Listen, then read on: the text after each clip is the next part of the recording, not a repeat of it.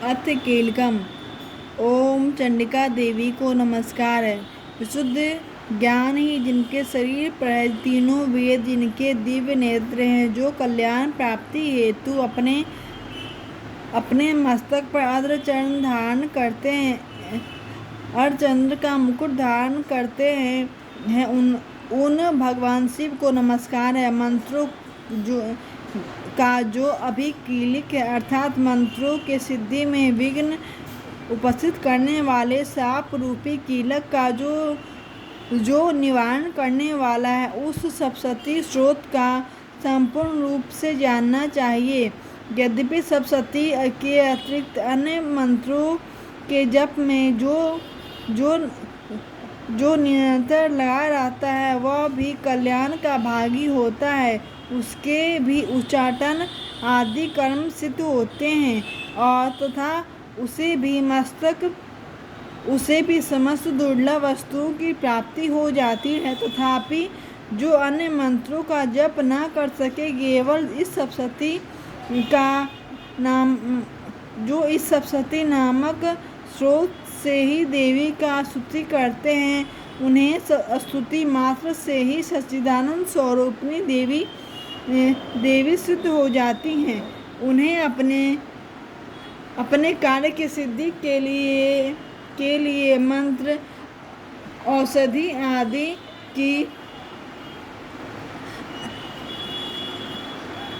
तथा अन्य किसी साधना के उपयोग की आवश्यकता नहीं होती है। बिना जप के उनके उच्चाटन आदि समस्त अविचारिक कर्म सिद्ध हो जाते हैं। इतना ही नहीं, उनके संपूर्ण अविष्ट वस्तुएं भी प्राप्त होती हैं।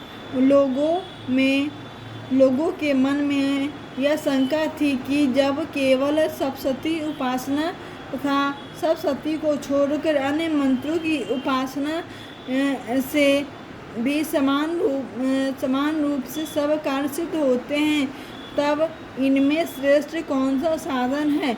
लोगों की इस शंका को सामने रखकर भगवान शंकर ने अपने पास आए हुए जिज्ञासुओं को समझाया कि यह सप्तशती नामक संपूर्ण स्रोत ही सर्वश्रेष्ठ एवं परम कल्याणमय है। तदंतर भगवती चंडिका के सप्तशती नामक स्रोत को महादेवी ने गुप्त कर दिया। सप्तशती के पाठ से जो पुण्य प्राप्त होता है, उसकी कभी समाप्ति नहीं होती, किंतु अन्य मंत्रों के जप पुण्य की समाप्ति हो जाती है। अतः भगवान शिव ने अन्य मंत्रों की उपेक्षा जो सप्तशती की ही श्रेष्ठता का निर्णय किया, उसे यथार्थ जानना चाहिए। अन्य मंत्रों का जप करने वाला पुरुष भी यदि सप्तशती के स्रोत का और जप का अनुष्ठान कर ले, तो वह भी पूर्ण रूप से ही कल्याण का भागी होता है। इसमें तनिक भी संदेह नहीं है। जो साधक कृष्ण पक्ष की चतुर्दशी अथवा अष्टमी को एकाग्रचित्त होकर भगवती के सेवा में अपना सर्वस्व समर्पित कर देता है और फिर उसे प्रसाद रूप में ग्रहण करता है, उसी पर भगवती प्रसन्न होती हैं, अन्यथा उसकी प्रसन्नता नहीं प्राप्त होती।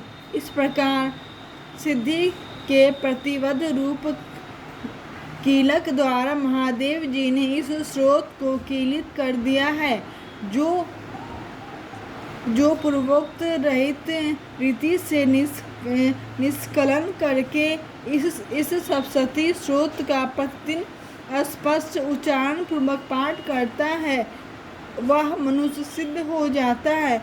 वह देवी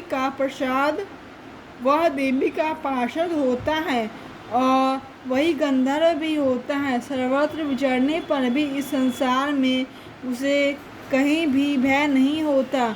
वह अपमृत्यु के वश में नहीं पड़ता। वह तथा देह के त्यागने पर अंतरन मोक्ष की प्राप्त कर लेता है और अतः कील को जानकर उसका परिहार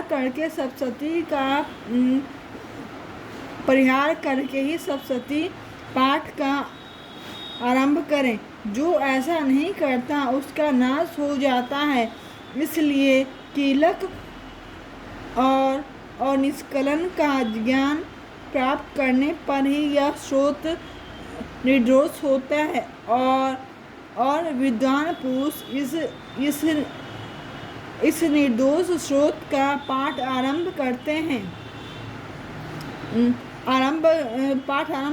स्त्रियों में जो सौभाग्य आदि दृष्टिगोचर होता है वह सब देवी के प्रसाद का ही फल है। अतः इस कल्याणमय स्रोत का सदा जप करना चाहिए। इस स्रोत का मंद स्वर से पाठ करने पर स्वल्प फल की प्राप्ति होती है। उच्च स्वर से पाठ करने पर पूर्ण फल की प्राप्ति होती है। अतः उच्च स्वर से ही पाठ करना आरंभ करना चाहिए।